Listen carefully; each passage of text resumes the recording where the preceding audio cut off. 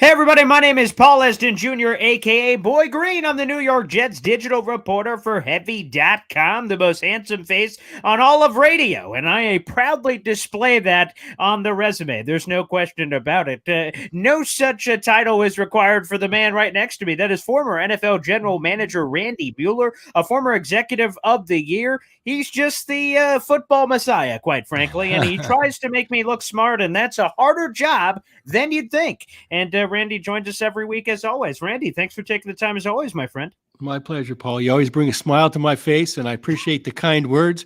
I get beat up around the dial the rest of the week, so I'm glad to come on with you and share some of our thoughts. It's been fun so far, and hopefully it lasts for a long time. Absolutely. Guys, wherever you're watching, make sure you show your support for the show. And normally I'll take you behind enemy lines here. I'll take you, reveal the curtain for the Wizard of Oz. We normally throw a rundown together, and there is a lot of things we're going to get to. But the quasi-breaking news as we're starting the show, I immediately have to get to, of course, selfishly, because my New York Jets are featured. So we're going to throw it up on the big board here. Adam Schefter, I don't want to call it quite a Woj bomb, but nonetheless, Ezekiel Elliott, who the Dallas Cowboys released, Jerry Jones said that publicly they were going to try to find a way to potentially keep him and Tony Pollard together, who they franchise tag. Ultimately, he gets cut. Ezekiel Elliott has narrowed down his options. He now has a final three, so to speak. And according to Adam Schefter, he would like to make his decision about where to sign by the end of next week. Those three teams, those three lucky contestants are in the Ezekiel Elliott sweepstakes are the Philadelphia Eagles, an NFC East rival of the Dallas Cowboys, my New York Jets, and the Cincinnati Bengals. Fascinating teams, as you see here. Some of the explanation from Adam Schefter. The Eagles once did that. Remember with DeMarco Murray, who had a great run with the Dallas Cowboys back in the day, and then the Philadelphia Eagles swiped him away. Aaron Rodgers, of course, the allure for a lot of different teams, and then it's something you may have forgotten. Joe Burrow, before he went to LSU, was actually at Ohio State in 2015 when Zeke was there. So this wasn't on the rundown, of course, because it just happened right before our show started. So I want to throw it to you, Randy, our former NFL GM on the show. What do you make of some rapid reaction to the Zeke final three? Apparently the teams both he picked and the teams that are interested in him. Do you like a certain fit? What do you think about the three teams listed here for Zeke? Well, it's the first I've heard about it, but the connections are fascinating. And that's really what it's all about, is connecting a few dots, whether they be strategic dots or actual option dots. And I think there's two different kinds when you get to a player with choices anyway. Obviously, the Joe Burrow one makes sense in Cincinnati. Plus, they're a good team. That makes a lot of sense to me. I think the Jets one, with Breece Hall being there, maybe you see an alternating type role there. I don't know how realistic that would be for either. But I do see a lot of merit and traction to the Eagles because they don't have a back like this.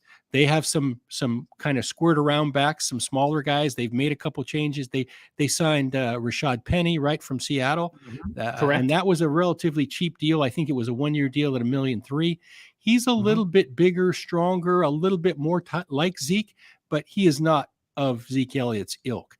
So I think they're fascinating. I always think these interdivision rivalries that continue into the offseason are fun to watch, and they're real. I've been a part of those. Hey, we would bring guys in that the Raiders cut just to pick their brain. And sometimes it was the week of a game, so you see all kinds of these games being played. I don't know. The Jets have money, right? And so they're going to be in every conversation. Any agent who is worth a pound of salt is going to include a team or two with some cap room. So that, of course, is used as negotiating leverage per se. I think it'll be kind of cool to follow where he's at. I do have one question, and I probably should have done my homework, but I just heard about this when you brought it up. Was he a June 1 designation on the release, or was he a flat-out release? From what I understand from my Cowboys people, that was a June 1 and for the folks who are unaware of that, to spread the cap over the next multiple seasons here, to spread the cap. I do believe from Cowboys people I spoke with, it was a June 1 designation. So that doesn't preclude him from signing now. He doesn't have to wait later on. Right. That's always a question as to when somebody's available. And if he's this far down the road, it's obviously within the rules permitted for him to sign right away. And the fact that this is really a June 1 designation is nothing but a paper trail changing lanes. And that's what the Cowboys have done. So kind of cool. I like these kind of stories. It'll be interesting to follow it, to see how much he actually gets. because he has a big guarantee from the Cowboys already. He may be a minimum salary guy at every spot he makes, just wants to find the right fit.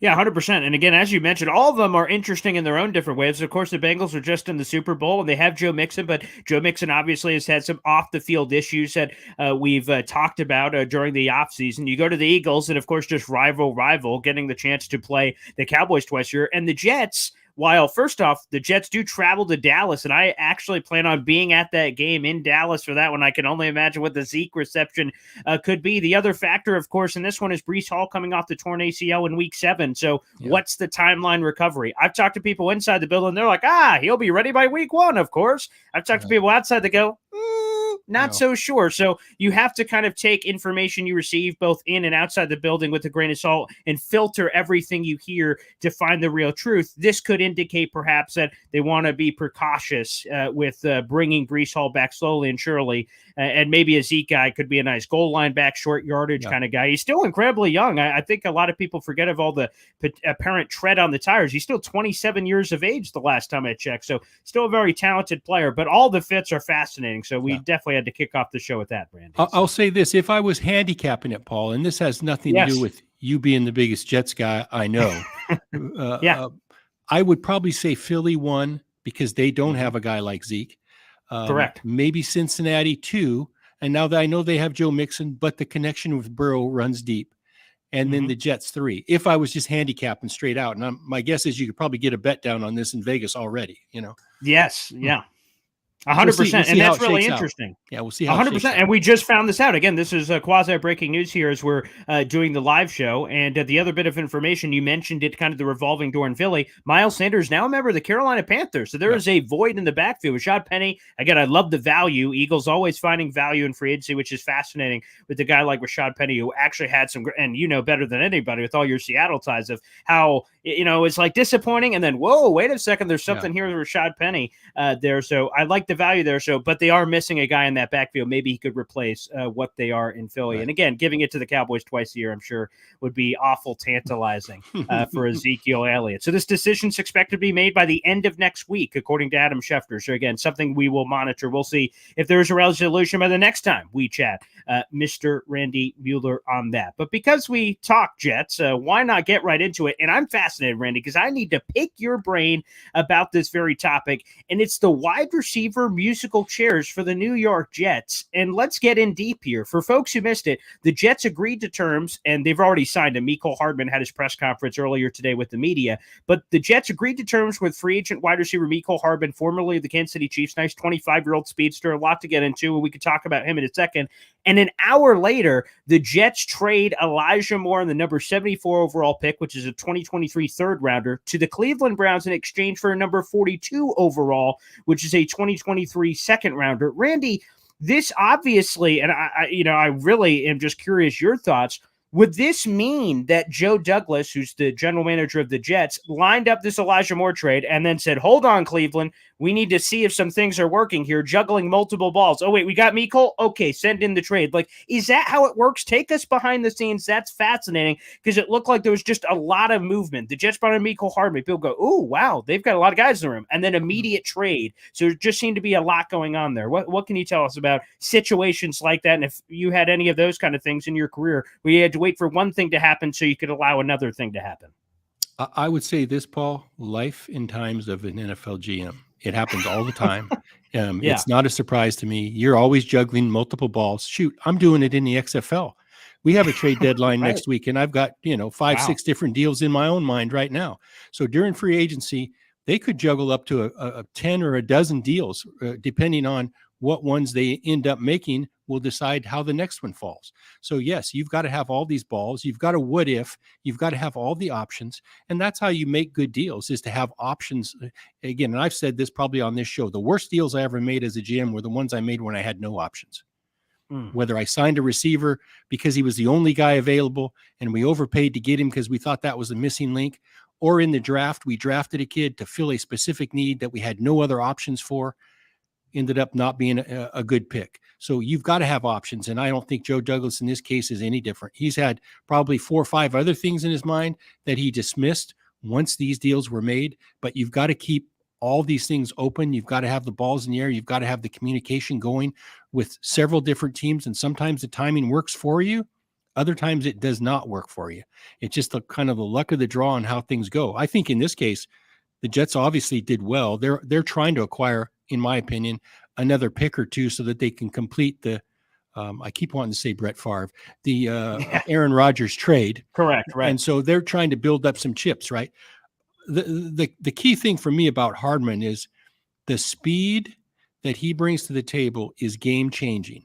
And you can't find these guys. And I'm surprised they got him as cheap as they did, to be honest with you. He's got a lot of skins on the wall in Kansas City. He's had some good years. Now, maybe not last year, but he's had some good years. So that's the key for me. He has more skins than Elijah Moore. I just think it's a no-brainer for them to trade those out and then move up from, one round to the next round to give yourself an extra chip. So now they have 2 second-round picks. So a lot of things they can do with that second-round pick. They're going to get a valuable player in any regard. Maybe they feel good about 30 players in the draft already. And now the way boards stack, they'll probably get 2 or 3 out of that top 42 picks. So the top 30 on their board, if that makes any sense. So it's part of the drill. It's part of the job. You've got to keep a lot of things going. And to be honest with you, it's not just the GM, it's the other people. It's the cap guys. It's the pro scouting guys. It's the assistant GMs that are working the phones all the time and bringing you the information. Joe or any other GM might get credit for or blame for something, but they're team efforts. You talk about this stuff ad nauseum, Paul. So to be able to pull the trigger on 2 things like this within hours of each other, kudos to the front office of the Jets.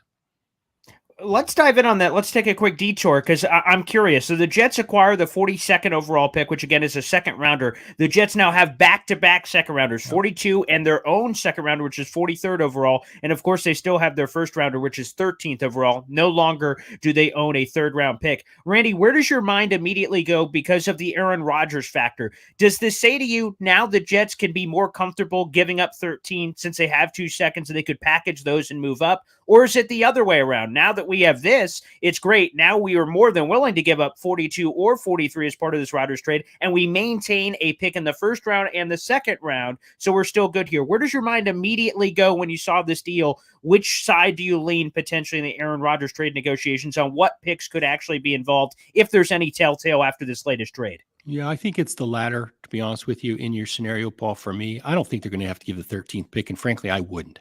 I think that would be crazy to give that for a 40-year-old quarterback. And I know he's Aaron Rodgers, 3-time MVP, 4-time, whatever it is, but not at this point in his career. So I do think it gives them an opportunity to maybe give a second this year and then something else next year. It may end up being a second and a third that goes to a second next year, depending on, production, stats, success of the team. They can use that next year's pick as the conditional pick so they can see how this season goes. And they give the Packers a solid second round pick this year. And maybe if there's something else, maybe they throw in a 5th or something this year, but I definitely don't think the 13th pick is in play. Or at least I wouldn't think it would have to be based on the fact that there are no other suitors out there for Aaron Rodgers. So they ought to be able to, and it might take some time still, but they'll be able to settle this, I think, leaving the 13th pick on the shelf for the Jets.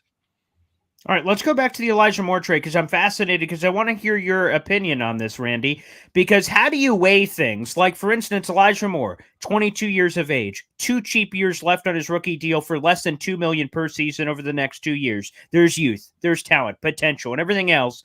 And then you weigh that against the baggage. He is a player that requested a trade in the middle of a winning streak last year, again, at just 22 years of age. The Jets were winning. He obviously was just not getting the targets or statistics that he was particularly looking for. How do you weigh that as a general manager? Because on one hand, you could say, well, screw you, kid. Well, you're staying on the bench. You're staying with the team. We're not going to trade you. You're a rookie player. We're going to keep you under wraps. And you have all this youth and potential versus eventually just saying, enough is enough. We're hitting the eject button. We're just going to get the value we can, which ends up being, again, jumping a full round in the 2023 NFL draft. Randy, how did you make these decisions, when you were a general manager at multiple stops here? And what is weighing when you kind of go through all of those different factors on both sides? I think the biggest thing for me, Paul, is the fact that this might not be a one-off. there may be a trend here. There may be a multiple things that have come up over these first couple of years with this kid in his career. And so I don't think you would jump ship based on a requested trade last year during a winning streak. I think there's got to be more to it. I always believe in that adage that there's something I don't know, the knowing of which changes everything.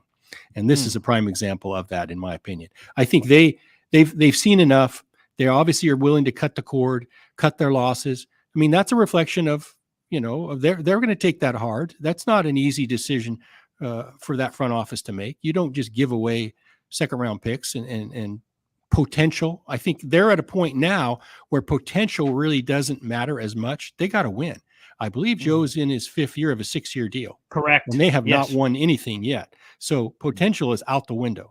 So Hardman comes in with more of a track record, more skins on the wall, like we said. I think that's a good move for them. And the potential guys, or the guys who have kicked up their heels for whatever reason or been a little bit of a distraction, they're done with that. They got to move on. So I think it makes sense for them to make this move. Him going to the Browns, a new environment, maybe things will pick up, be different for him there. It's a different offense. It's a different scheme. Time will tell, but clearly to me that the Jets just wanted to turn the page and move on. You don't hit on all your draft picks, let's face it. And very few do you get a chance to recoup any losses. So I think this is a way for them to recoup what they've invested, cut the cord of potential, and add more production, ready to go veteran in Hardman right now. Randy, how hard is it to hit the eject button on a second round pick just 2 years in? Because general managers, as we hear all the time, and you can tell us better than anybody, you want all your draft picks to be successes. So by in virtue trading him away 2 years in for lesser value, the draft pick value chart says ultimately Elijah Moore was moved for a top of 3rd round pick. That's how the value ends up working out. So you trade him for less than you initially invested. Some people would say that's an egg on your face and you're waving the white flag. You're admitting a mistake. How difficult is that for a general manager to do that for a player like this just 2 years into his rookie deal? How much credit do you give Joe Douglas for making that decision? Well, I think you can give him some credit for willing to not say 2 wrongs make a right. So he did pull the cord. Frankly, I don't remember ever doing this. Fortunately, we've drafted pretty good players along the way. So it is a big deal. That's my point. It's not that I wasn't wrong. It's just that this is a big deal, and Joe should get credit for pulling the cord on this one. I think at some point, these kids have to grow up, and they have to be men, and they have to be either as part of the fix, or they're part of the problem. And I don't know this kid. He may be a great kid, but at this point, the Jets have just moved on from where they were when they drafted him. I give him credit for moving on. Hopefully Moore learned something from this whole scenario. It just is what it is. And I think the big thing you got to remember with the Jets is the pressure that they're on this year kind of changes their decision-making. It'll kind of change what they do in the draft, in my opinion, as well. They need players to help them right now. And fortunately, they've got a little money and they've moved some guys around. They've added some guys. The other thing is maybe they just didn't feel that there's a pathway for this guy to be a full-time player. I mean, you know the Jets roster better than I do. They've got 4 or 5 receivers now that are all pretty dang good, and they paid money to a couple of them, and those guys may not be starting for them right now either. So maybe there was just no pathway forward. They figured out they weren't going to extend him. So instead of playing it out for 4 years, let's just get what we can now and move on and say, hey, we swung and missed. That's okay.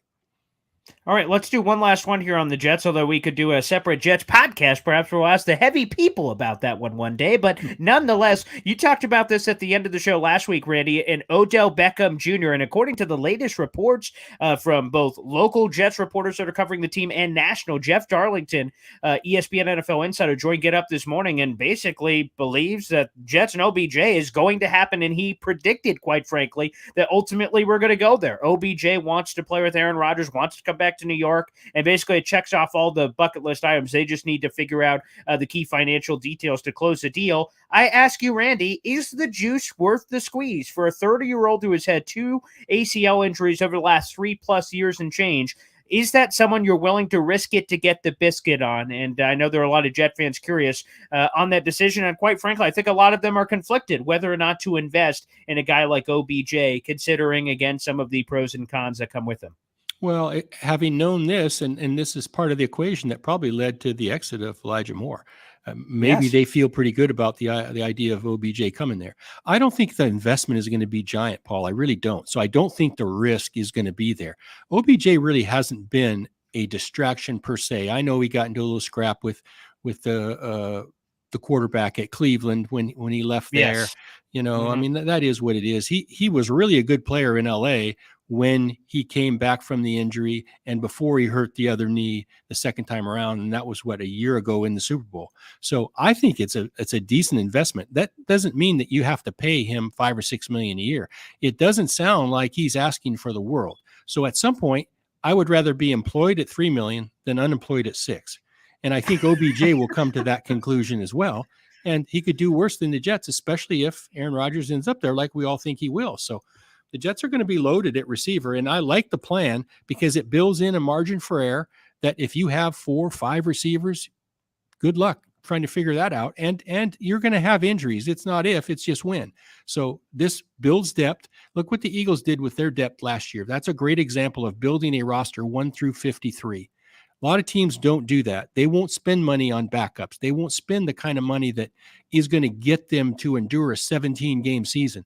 These seasons are long. They're arduous. They're really hard. And you've got to have, in my opinion, 4 or 5 of those frontline receivers and be willing to pay for that. And the Jets are showing a willingness to pay to get these kind of players. And I think OBJ would be a great investment at this point, especially when you're not talking about giant money. 100%. And our heavy people off screen, our full team. Let's get that at the heavy shirt store. Okay. I'd rather be employed at at 3 million rather than unemployed at, 6 million. I love that. Let's get that on t-shirt and mass produced, people. So off camera, let's get that going. Excellent work. Fantastic. All right. Let's move on to the NFL draft. Of course, it's my favorite time of the year. I love the NFL draft. And Randy, I know you've been doing a lot of work on these quarterback prospects behind the scenes, breaking down film and getting some insight on some of these top quarterback prospects. And quite frankly, it's a great week to really do a deep dive in because we have all the massive pro days, both yesterday, today, Friday, and further on for that matter, with Anthony Richardson coming up next week as well. We're getting all the big pro days in here. First off, let me just ask you just kind of generically, are there any notable takeaways you've had from studying all these different quarterbacks right from the get-go? And also, how many guys have round 1 grades in your mind? Because there's a lot of buzz about quarterbacks, but I remember some buzz last year and only one guy ended up going in the first round, and Kenny Pickett. Yeah, you're right. I think the buzz we hear is from the media scout types, and they have a criteria that they like to see that doesn't always compute with the NFL guys. So there's a difference in the job description, I think. And we saw that last year big time. We saw guys, Sam Martin at North Carolina, the kid from Liberty that ended up being a third-round pick. Yeah, we saw all these guys. If you'd have looked at the out of the NFL evaluations last September, they were all getting picked in the top 10. And as it turned out, none of them did. So I think the NFL guys that do this for a living, that actually sit in these chairs and make these decisions, have a lot more information than any of us. And I'll put my name in that category too. I don't know what they know. And so when I look at tape, I always start with the caveat of there's more information there from a learning standpoint, from a character standpoint, and from a decision-making, what we ask these kids to do as coaches in college. And we don't get any of that when we just sit and look at tape. So there's a lot, there's a third of the evaluation right there that we don't get to come up with. But for my money, and I just studied the top 4 that everybody's looking at, I had CJ Stroud 1. He's the Ohio State kid. He checks all the boxes for me. I didn't have any doubts about his ability. 6'3", he's 214, completes 69% of his throws, 81 touchdowns, 12 interceptions. Statistically, he makes all the throws consistently. I thought his accuracy was frontline for NFL standards. He's got plenty of arm strength, probably an above average arm to play in the NFL. He has anticipation. He throws with really good timing. A couple little things nitpicky about him that I didn't love. There are times he would flush early from the pocket, but he'll get better at that at the NFL level. And other times he would take an unneeded sack. But I think he's been coached to not take a chance and take a sack and live to fight another day. And he'll get that same coaching at the NFL level, but he might have a check down that he can go to in the NFL more often than he does at Ohio State. I really couldn't see anything that I didn't like about him. His footwork is good. His fundamentals are good. Like I said, he has anticipation. He looks downfield and he sees coverages. He sees open targets. I think he's tough. I think he's very athletic. He can run for first downs. He can extend plays. But the big thing for me that sets him apart with the rest of the guys in this year's class is that he can process information from the pocket, and I don't have any questions about it. Being 6'3", he can see all that. So he was my number one guy. I don't know if you want me to go down the list of these guys. If you have any comments on Stroud, yeah. Yeah, 100%. I'll just sprinkle in some commentary in between these guys. It's interesting on a guy, in CJ Stroud, who people said, man, where's the mobility? Then all of a sudden the college football playoff game, you're like, whoa, mama, here it is. And maybe that's all NFL teams needed to see. Aha, all we need to do is maximize that slice. All we needed to see is the potential around everything else that you saw really well. So maybe that was just the missing ingredient that became very apparent. There's no more projecting from that standpoint. Right. Once you saw that, you knew what it could deliver. That was just an interesting nugget on Stroud throughout the process. I think the thing about that in particular is sometimes evaluators want to see guys run for first downs or scramble. There's movement skills that you can see without having to have a guy run 30 yards for a first down or run 20 yards for a first down. Movement within the pocket might surprise you, but for me, Tom Brady was the best mover inside the pocket of anybody I've ever seen, and he doesn't run much at all. And so I would say his movement skills, for me, I don't even question it, because he can move within the pocket. And you don't have to be 6'5" to move within the pocket, but it sure is easier. And I saw Stroud move around. He could buy time by sliding one way or another, just a 3 or 4 yard slide, to find a different window to throw the ball through. The other thing about these guys nowadays is you've got to be able to make throws without your legs under you. He can do that. Stroud can make throws that really, at Ohio State, they're better than 9 out of 10 teams they play. So you don't have to see it often, but at times you'll see him get rushed, come out of the pocket, throw without his feet being set, because he'll be rushed at the next level. Everything will pick up speed wise. He will go from the dock of the bay to the Audubon when he goes from Ohio State to an NFL team.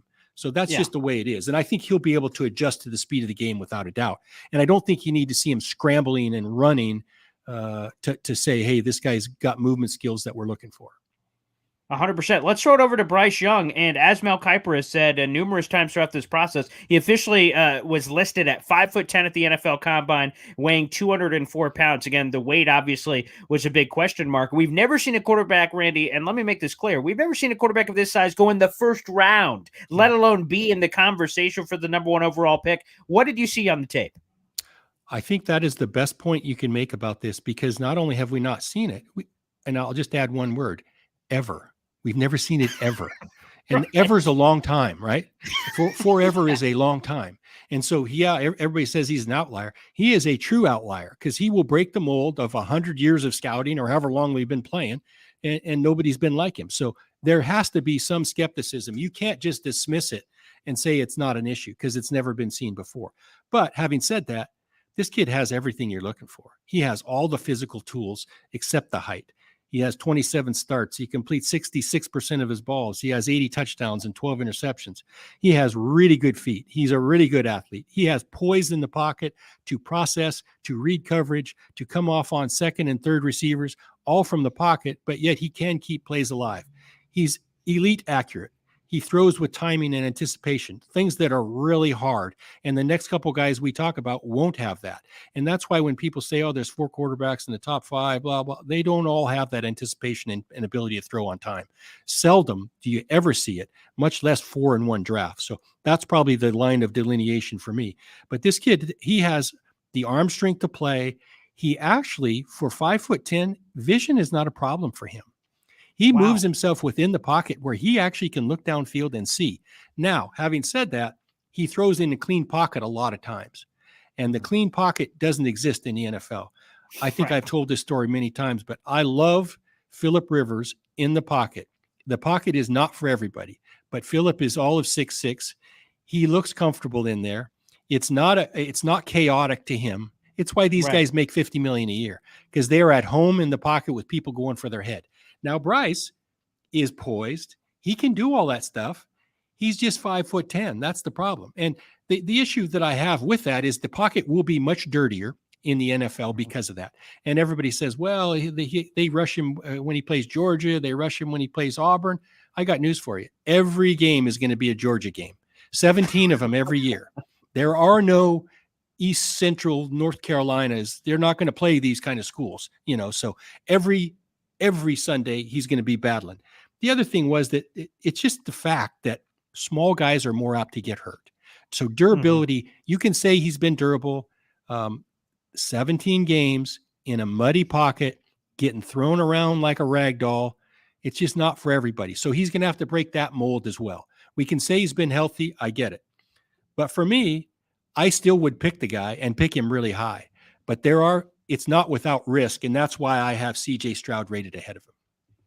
Yeah, and the only big question for me, and I'm curious your thoughts, Randy. So he shows up at 204 pounds, and in theory quiets all the doubts about his weight, but it didn't quiet it for me, quite frankly, Randy, because we all knew the NFL Combine was coming. I almost call it the idiot test, if I may. When you go to the NFL, like the people that go to the Combine, and then they're like, they do a test, they're like, wait a second, you've been smoking pot? And they're like, whoops, you got me. And I'm like, well, you knew this test was coming. How in the hell? That is a clear red flag. So I'm happy that Bryce went to the 204-pound mark. And I'm sure he got rid of all that water weight immediately when he stepped off the scale. So again, to me, it's about, and Mel Kiper has said this, it's about weight that you can actually carry through a season, weight that you're not just, pumping up your shirt for a combine. It's what you can actually do. So I'm not sure if that quieted it, quite frankly, for me. I'm curious what it did for you in terms of that 204-pound mark at the combine. Yeah, it didn't mean a lot. I'll be honest with you, because I'm with you 100%. That's what he played at during the season and what he's going to be able to maintain over those 17 games.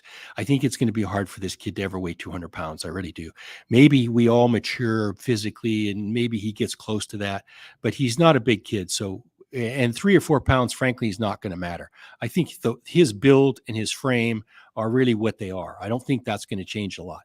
Now, Russell Wilson, Kyler Murray, Drew Brees, these guys are all 6 foot or less, and they're a little more thick, a little more bulkier, a little bigger muscle tone and frame. So those guys, even being shorter, are still bigger than Bryce Young. So we'll see. I think the durability is always going to be an issue with him. It was the same with Tua, because here's the thing: in college, he's athletic enough to run away from defenders for the most part. So was Tua. He's not going to run away from anybody in the NFL. Those defensive linemen are going to catch him. Linebackers are surely going to run him down. So he's going to take more beating than he ever did at the college level. So the argument of he plays in the SEC, they're all big, strong dudes, doesn't really carry a lot of weight with me. He plays there, but there's a lot of NFL teams that I think are a little higher level than SEC talent, especially on defense. By the way, let's throw this in. We record normally every Thursday anyway. Today was Bryce Young's pro day at Alabama. Interestingly, he said, "No, I'm good. I don't want to step on the scale." So there he chose not to. So perhaps good advice by his people. He's like, "Hey, you saw the weight of the combine. Well, what else do I have to prove?" But interesting, raises the eyebrow about not choosing to do it at the pro day today. You're right. It's an intelligence test. It's an intelligence test, and really, it's not just him. It's every position does that. Right. Every guy leans way out, and runs fast at the combine. And they don't do anything else. I'm going to do all my drills. I'll do everything else at my pro day. It's all a sham. These are made for TV profiles, and that's really what they're doing. So I just like to go back and look at the film and see how he plays, how fast he plays with those pads on his back, the whole bit. I know that sounds very old school, but it's served me pretty well for the last 35 years. No doubt about it. Now, there's no better transition, quite frankly, speaking of the combine, than to the next quarterback we must discuss, Anthony Richardson, one of the most polarizing players in this draft, because, of course, he showed up to the combine and threw it all over the barnyard, showed up at great height, great weight. I mean, spectacular, but that some people have that level of conflict with what they saw goo goo gaga in Indy versus the tape, where there's a very limited sample size. Where did you stand on this very polarizing prospect, Randy Mueller?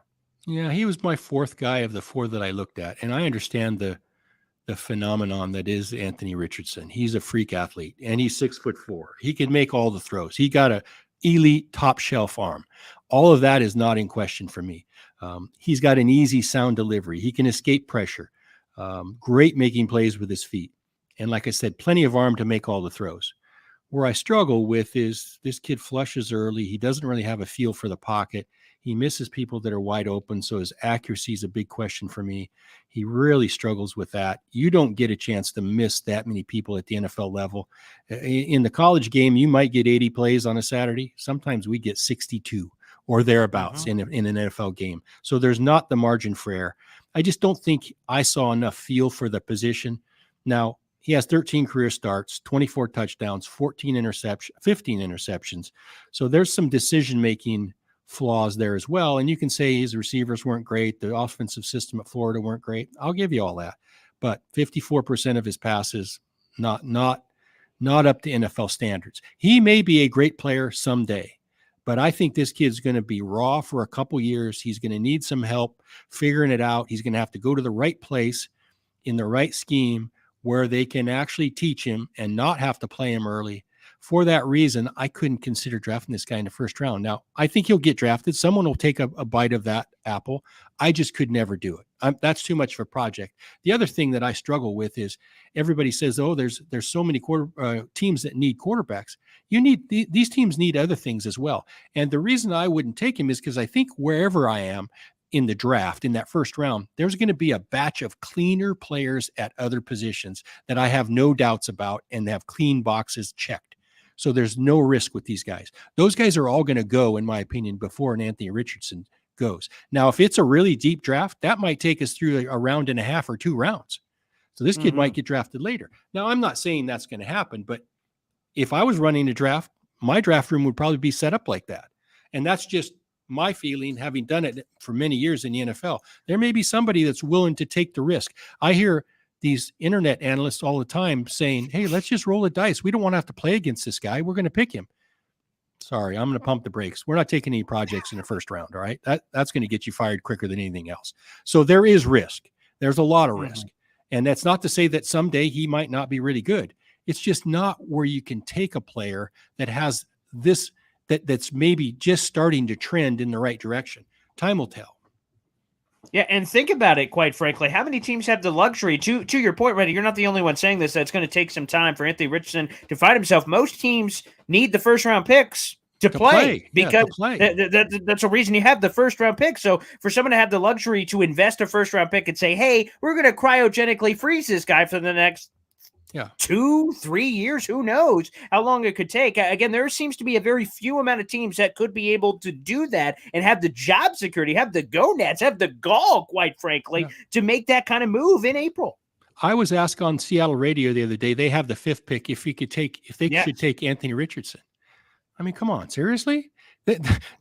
You're going to pass up these fully prepared, fully ready to go players at other positions to fill a need at quarterback, maybe in 2 years. And you have a 70-year-old head coach who wants to win right now. There's no way. The dots don't connect for me. So no, I wouldn't do that. It's just how far down that first round or longer do teams go before they are choosing the tantalized raw ability of an Anthony Richardson? I don't know. It's just too rich for my blood to talk about him in the first round.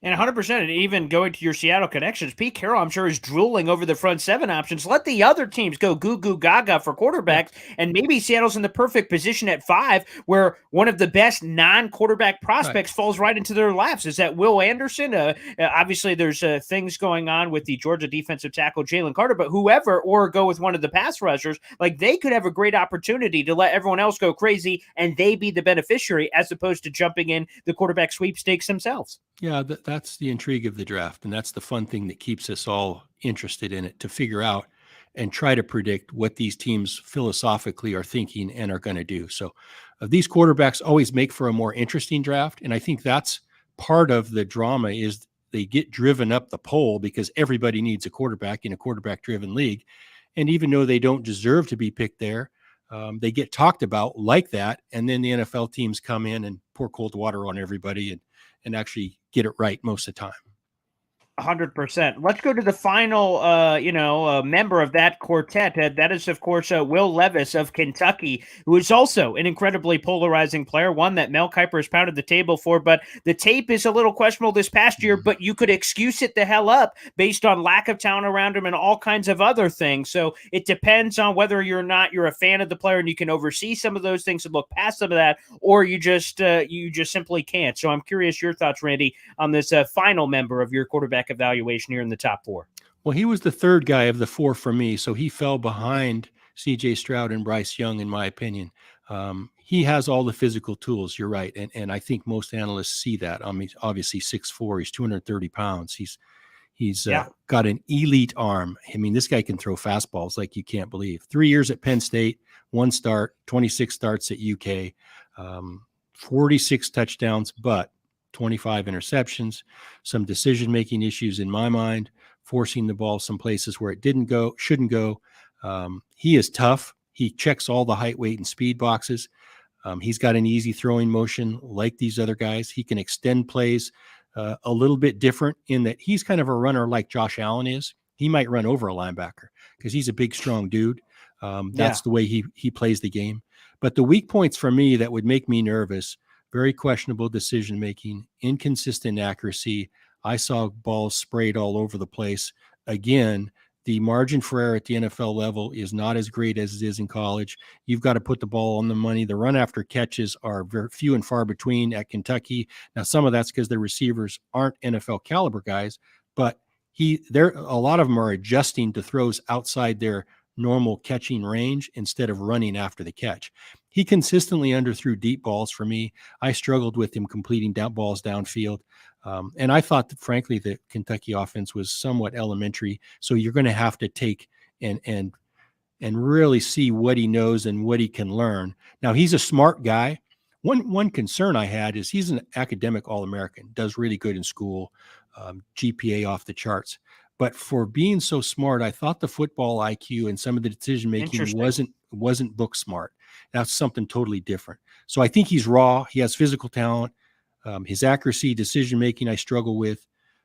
Football IQ, okay. I could see somebody drafting him late in the first round. I frankly had a first round grade on him, but not up in the top 5 because of the rawness of where he's at. And I worry about a guy that has had so much experience. 27 starts is a lot by standards nowadays. And still makes a lot of mistakes and still throws the ball where I didn't want him to throw it. I wanted to see more polish, more second and third level reads, better decisions, and I struggled with that. So I think the kid might end up being an NFL quarterback. I'm just not sure I would go up to take a guy like that because of some of the same reasons we just gave. There's going to be some better options at other positions. Before we finish the show the way we do every week, emptying the GM notebook, let's go around the horn real quick. Whether you have a specific team or just whether it's a characteristic thing that a team may be looking for to pair with these top 4 guys. Do you either have a team that fits, with a Bryce Young or CJ Stroud that you're like, oh yeah, this is a perfect fit. These two would be great together. Or maybe what a team should be looking for if they're going to be paired with one of these guys. Either or for the top 4 guys. Who do you got, Randy? Well, I think Carolina does fit with C.J. Stroud. I've been with Frank Reich. We were together with the Chargers. I kind of know what he likes and what he looks for. I also know that Scott Fitterer, the GM, comes from Seattle. He has had history, both pro and con, with a short quarterback. So he knows how that works. And so I don't know that he'd be willing to go that route, even shorter, even a couple inches shorter, than what he's had in the past. So I think that might be a stretch. The wild card for me, and I said this on another show, is the owner and how Dave Tepper weighs in that regard. I don't know how the dynamics work there as far as the decision making. But for me, I think that the best fit would be C.J. Stroud. As far as Bryce goes, that's a little bit of a struggle for me because I know how New England, how their system works. We used their system in Miami when Nick Saban and I were together there. So I know how they build in alerts and certain caps on physical constraints. So Bill Belichick does not like smaller guys, and they build this into their draft system. Nick did it as well. Now you can say Bryce Young played for Nick at Alabama, so he therefore accepted him at a smaller frame. But it's one thing to hand out a scholarship. It's another thing to hand out a $200 million contract and the second pick in the draft. And the reason I say all this is Nick Caserio, the GM of Houston, comes from New England. So he's going to have a similar system. They're going to have some alerts and some things that just won't be able to be cleaned up. I mean, this guy's not going to grow 3 inches between now and next month. It's just not going to happen. And that's the only thing that would clear this up. There will be teams in the NFL that just couldn't put him up there that high just based on their own system, on the parameters and the insurance that their systems have built in. You can say small guys don't get hurt, but I'm here to tell you, it's not my opinion. Small guys get hurt. That's just a fact. So, I don't know where Bryce ends up. I really don't. I think there's a flavor for drafting him early. I get it. His play shows that. But, Tua got drafted, by Miami? 5th overall. 5th overall. There you go. So it happens. I'd like to know, maybe we give Chris Greer some truth serum. How do they feel about Tua really right now? Durability is a question. Vision in the pocket can be a question. The pocket needs to be clean. Some of the same things we're saying right now. He's not as athletic to get away from people as he was at Alabama. So there's some of the same issues there. I think the Will Levis, the Anthony Richardson guys, those are going to be down the line. For me, Lamar Jackson got picked, 31st or 32nd, something like that. 32nd. Yeah, the Ravens traded up back into the first round for that 5th-year option, which looks pretty good right now. But I think that's where you could see a team making a case for an Anthony Richardson. When the top of their board has been exhausted, then it gets to the point where, hey, let's take a chance on this guy. The upside is giant. I just couldn't see a team in the top 10 saying that the potential outweighs, these other players where they're ready to go right now. But the exception to that was Trey Lance in San Francisco. That's a good point. Yeah. Who didn't have starts. He didn't have experience. Everybody knew was raw. They drafted him by trading way up to get him. But we do have history on our side now, right? Do we think that was a really good move right now? Probably not. Probably not. Yeah. No. So anyway, it's just fascinating. All these things enter in. Nothing simple, I can tell you that. It's going to get discussed ad nauseum inside 32 rooms. Even those that don't need quarterbacks will have this discussion for many hours, if not many days. 100%. And it's fascinating and great to get your perspective on it. Let's go and end the show the way we do every week. Again, if you're new to the show, guys, we dive into the GM notebook. We empty it. Random quick hitting nuggets we didn't already cover throughout today's show, but they may have caught Randy's eye over the last week. And let's go to a good buddy of yours, and we're going to dive into the DeAndre Hopkins market. Former general manager and just longtime NFLer Michael Lombardi suggested that Arizona Cardinals wide receiver DeAndre Hopkins, his current market is, quote, really soft. There's been an expectation that perhaps he could be moved. He also noted that, quote, there's other things that can go into this that I'm not at liberty to discuss that's probably holding it all back, again, in reference to that, quote unquote, really soft market. Any idea what he's talking about, or could he ultimately be had for a day 3 pick in a similar fashion that Amari Cooper was in the Cleveland Browns trade?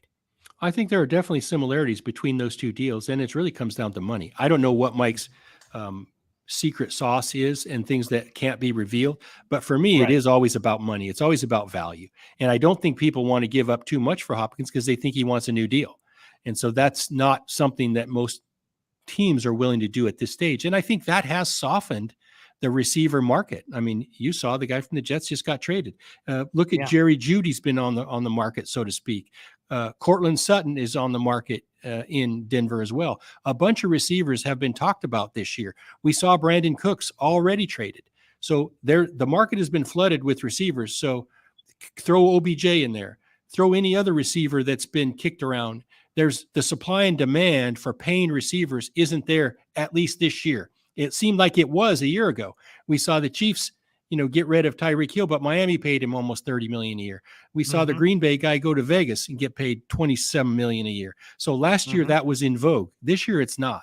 And so nobody's paying receivers right now. So it's not a good year to be on the street or to be looking for a new deal if you're a receiver, in my opinion. All right, let's go to Denver. And we were just talking about that with the receivers. It's kind of weird. Like, I could hear, like, okay, the Broncos are shopping insert receiver. Apparently, they're shopping all the receivers. Yeah. Jerry Jeudy, Cortland Sutton have all been in the mix here for all of these different wide receivers in Denver Broncos land. Any of them potentially could be had in the mix here. What does that say? Is that a Sean Payton thing coming in, trying to shake things up? He wants to invest in different portions of the roster. It's weird that, again, Denver is kind of opening up the book essentially on any wide receiver that's currently on their roster. I think two things with regard to that. One is that group of receivers has been talked about for 2 or 3 years. The narrative in the media has been, oh, Denver has great receivers. Denver has great receivers. Well, the production doesn't show that after 3 years. They've just been guys, in my opinion. Now, you can blame Russell Wilson for last year or Paul Hackett or Nathaniel Hackett, whoever it is. That they can take the blame. But the fact is those guys haven't produced a lot. The other thing is now in Denver, the sheriff is Sean Payton. It's going to be his system that's sacred. He's going to want his kind of receivers, guys that do things a little different than these guys. And I do think there's a culture change evolving there. So these guys may have been part of the last really regime and a half because they were there under Nathaniel Hackett for 1 year. I think Sean wants to make some change, and I think he wants to effectively change the culture by making volume change. You've already seen the players he's brought in. He's brought in a couple offensive linemen. He's brought in some other guys around the dial to kind of make it so it's not the same. He wants the players that end up being in Denver to come in there the first day of OTAs and said, wow, this is different. We got some different faces. We got some newness here. We don't want anything that has been there in the past. So he's trying to flush as much as he can, and he's trying to get a couple picks that he can maneuver with on draft day. If you remember, right, when Sean was in New Orleans, they were always a player on draft day. Now, you can say it wasn't always smart. They always were looking to make moves on draft day. And sometimes he's impulsive, and sometimes, yeah, maybe he traded up when he didn't need to. But I think you're going to see that aggressive nature rear its head in Denver because he's going to have a lot to say about what they do on draft day. And I'm not saying that's a bad thing. Yeah, it could certainly make sense. By the way, the other receiver I forgot to mention, KJ Hamler. He's another one that potentially could be had. And again, with all the picks going back and forth, this was predating Sean Payton on both accounts. The Russell Wilson trade to send a bunch of picks and also to send off Bradley Chubb to Miami. So a lot of picks moving around there, but obviously they could use some more draft assets from that perspective. But let's end it on this. The Cowboys are cooking. And no, we're not talking about the Ezekiel Elliott stuff from earlier in the show. We're talking about Brandon Cooks, of course. Houston willing to pick up $6 million of his salary. This was actually a deal we thought was going to go down at the NFL trade deadline last year, but ultimately it happens once we get to the offseason. And I ask you, Randy, is this kind of the new age of a trading chip that's never been part of the landscape before? A lot, you see this often in the NBA with eating salary and moving some things in other natures. Perhaps NBA becoming NFL? I think definitely it's a factor in making these deals by adding a new chip or a new element to negotiate. You're going to see it in the Aaron Rodgers deal too, I'll bet you. There's some way, somehow, money's going to change hands there, and that will be reflected in the compensation. I just think when the money gets to these levels, and that's where we're at now in the NFL, and the guarantees get to these levels, people say that the NFL doesn't guarantee. They guarantee a giant portion of salaries. Trust me, it may not be a complete guarantee of any one particular guy outside of Deshaun Watson, but they're going to find ways to negotiate to give teams more cap room to take players. I wouldn't doubt at some point that the NFL owners try to close these loopholes because it then becomes easier to get out from underneath bad deals. And their theory has always been, don't let us give us insurance against making bad deals by not letting us get out of them. So they want their front offices to be cautious. They want them to be really careful about how they choose to spend their money. Now you're able to pay certain deals off. I just think it's a new day. It's a new era. I would love to be a part of these negotiations now. The more complicated, the better. I think a team that really gets it can stand to get ahead. And I think, hey, the teams that have cash now are a little bit out ahead. So a team like Seattle, and I just think of Paul Allen's group when he was alive, God bless them, they would pay cash for anything. He was that way as the Blazer owner. They would pay cash for a second-round pick. You know, sometimes you can buy your way to being good. And that's kind of where we're going with the NFL. They're able to buy compensation in trades. They're able to buy players a little bit. And it started more than a couple years ago. This started, 4 or 5 years ago when teams would maneuver cap room. And now if you have cap room, that's valuable. And so you can use that value and turn it into some type of compensation advantage for yourself. I just think it's going to be kind of cool to follow this the next couple of years.